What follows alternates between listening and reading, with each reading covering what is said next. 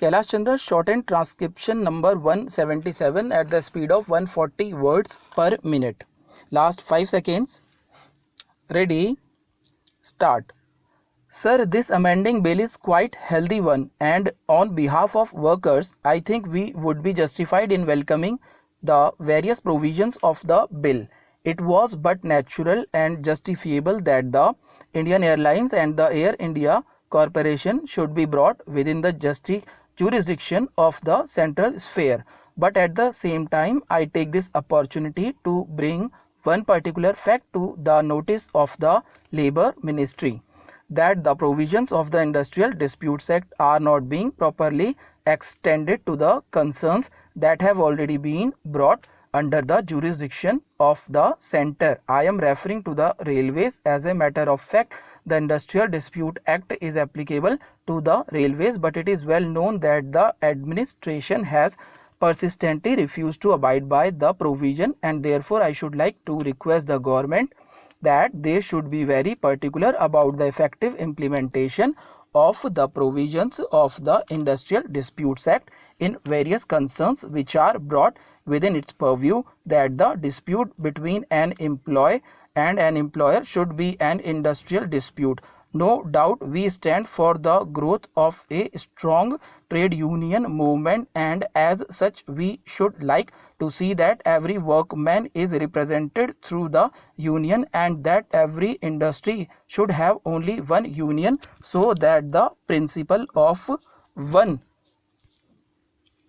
industry, one union should be brought into practice. Nevertheless, under the present circumstances, it would be unjustifiable to deny the workers their right to get their cases represented through a union or through their own lawyers or themselves. As such, this particular provision under the present circumstances deserves to be welcomed, so though we should like to see that in times to come there should be growth of healthy trade union movement, under which every workman would be represented through some union or the other.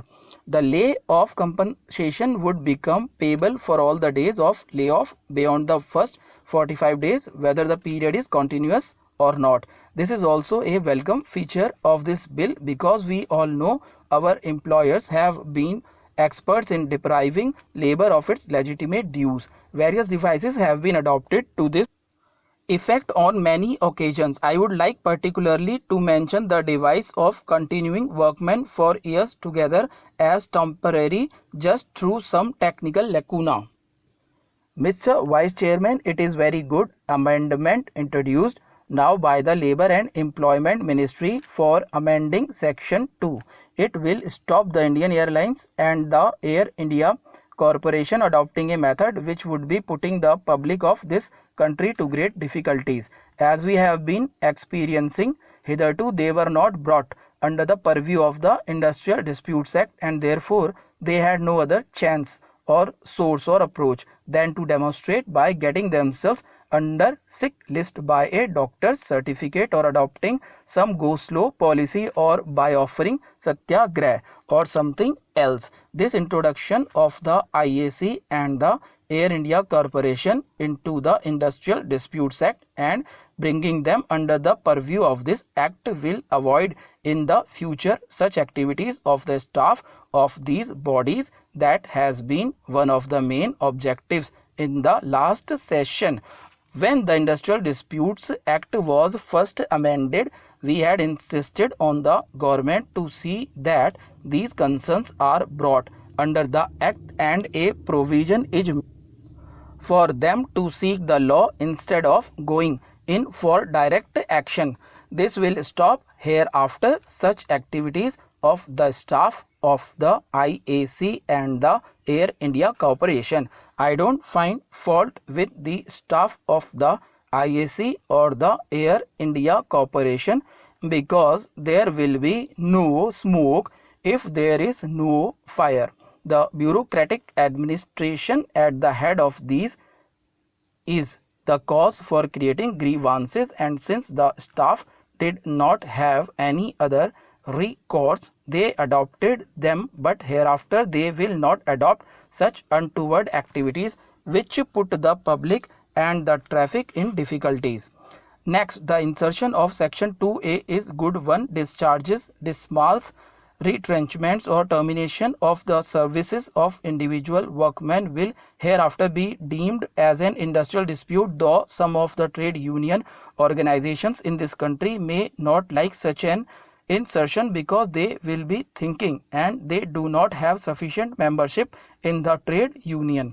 We, true to our democratic socialist tendency and Gandhian philosophy, give democracy to everybody, and therefore whether they join a trade union or not, we give them some. Trade unions do exploit the situation and live on such dismissals and even go to the some of the administrators and managements and ask them to discharge some workers so that they will have some job to do. Such things hereafter will not be given room, and the individual worker will have an approach to the court for getting redress of his grievances.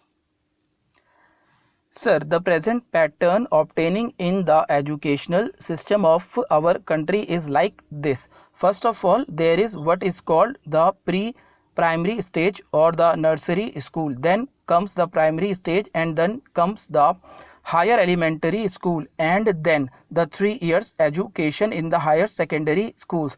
This higher secondary system has been formed by the addition of 1 year to the high school system, or by taking away 1 year from the intermediate side and adding it to this side. The university course took 4 years, 2 years for the intermediate and 2 years for the degree course. Out of this, 1 year of the intermediate course was taken away and added to the higher secondary system. This is the system that come into existence. The higher secondary system reduces the university course to 3 years and the intermediate course is abolished. The intermediate college, as they were called, were converted into pre-university course colleges. This pre-university course comes after the student has passed the 3-year higher secondary course. This is the system obtaining now. Now let us see the objects of this resolution. This change has brought in its wake certain defects and disadvantages. Let me point out these disadvantages either in the pre-university system or in the higher secondary system. Taking off the higher secondary system, I would like to say that certain schools were simply upgraded to higher secondary schools by tagging on 1 year of the university course to the existing course.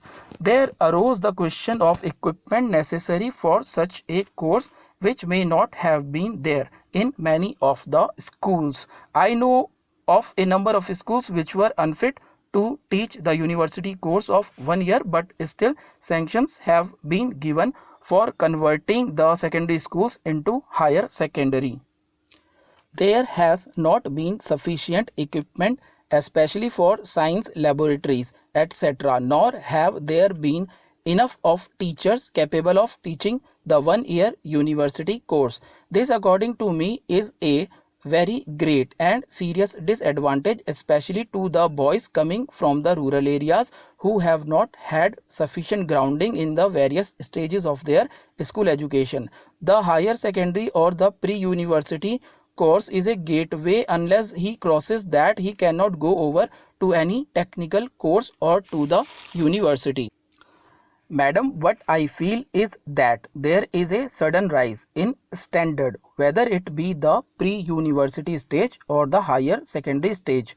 In this stage, suddenly pupils are asked to give essay type of answers, whereas in the secondary school stage, it is only filling up of the gaps, or words or phrases are to be given for the proper pass, and this is all compressed in 1 year. There is an enormous stepping up so far as the subjects are concerned, and on top of it, the whole thing has been compressed into 1 year. It may be alright, madam, for students coming from the educated classes or the upper urban classes, where the grounding has been quite good. Not only they are educated in school, their knowledge is further supplemented by the tutorial system, but parents and other in the house. So even if the course is compressed into 1 year, they can probably follow, they can manage. But the students coming from the rural areas who have no grounding whatsoever find it extraordinarily difficult to cope up with this pre-university or the higher secondary system of education. I can also show by figures how awful wastage has been there in this pre-university system. The duration of course of only days 180 days is insufficient to enable him to assimilate whatever is taught to him. Even lectures he is not able to absorb and assimilate. After all, if education is not absorbed and assimilated, it serves no purpose. It is a different thing that he gets a pass, but subsequently in life, in technical courses, he finds a lot of difficulty. Madam, I happen to be in charge of a certain hostel where students seeking university education from the rural areas have been given a dominant place. Where free feeding is done, the hostel is situated in Bangalore city, and we find that not even 1% pass out completely in any year ever since this pre-university course has been introduced. I think it was introduced in 1956-57. Ever since that time, the students have been finding it difficult to pass. Madam, I have been managing this hostel since 1940 in the intermediate system. Somehow, because it was a 2-year period, they slowly and steadily learnt something, absorbed and assimilated something. In the intermediate system, there was a possibility for the science students to conduct experiments, but in the pre-university stage, no chance seems to be given to the students to conduct experiments either in physics or chemistry. Stop.